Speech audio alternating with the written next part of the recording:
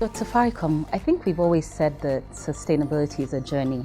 And as I reflect on my time in the business, I joined in 2008. I think it was around 2010 when a few of us started a conversation with our former CEO, Bob Collymore, and started talking about how to structure and expand the Safaricom narrative. And it was really in 2010 when the framework around sustainability started. We then adopted more structure around our sustainability reporting, adopting frameworks such as the GRI, the Global Reporting Initiative Framework. And over time, in 2015, when the Sustainable Development Goals were announced globally, we then adopted the SDGs as part of our sustainability framework. And over time, as I say, it's truly been a journey. Since 2010, I think some of the key milestones for me would be, first, actually issuing our first sustainability report. I remember then we took a bold step to talk about issues such as the gender breakdown, not only in general management, but in leadership. We took a bold step to acknowledge that perhaps fraud was an issue within the company and talked boldly about the actions we had taken. And that actually spurred a whole lot of other businesses doing the same thing. We took a bold step to also commit to reducing our carbon footprint. And I think some of those bold steps really continue now and have put us ahead of the pack. I also recall, I believe it was in 2015 or 16, when we did our first True Value report. That talked about the total value that Safaricom had on the Kenyan economy. It was really insightful to note that we do announce our financial profits, but our total value in general has stated about 10 times over the financial profit that we announced for Kenya.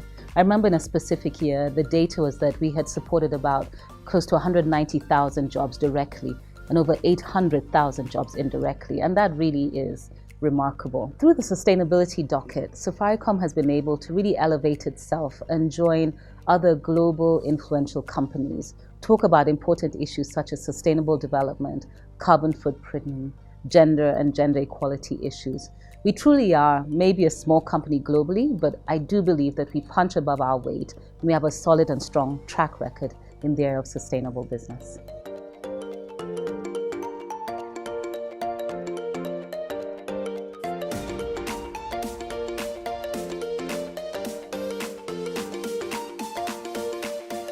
Over the years, our relationship and partnership with the UNGC has grown.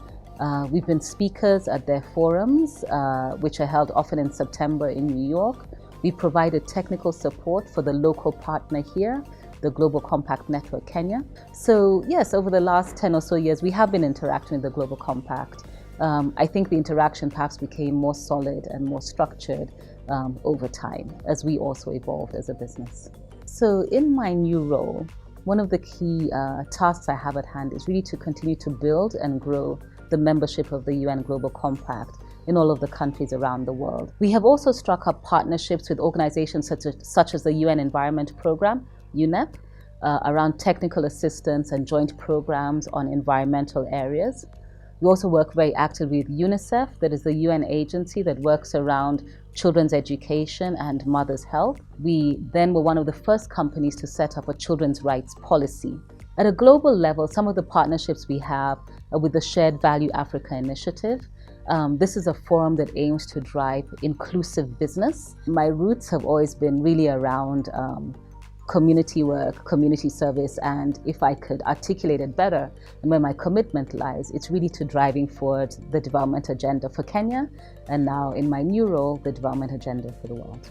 As I take on this new role, I truly hope that I'm able to inspire and mentor women and girls to be able to map out, seek, identify, and achieve their dreams.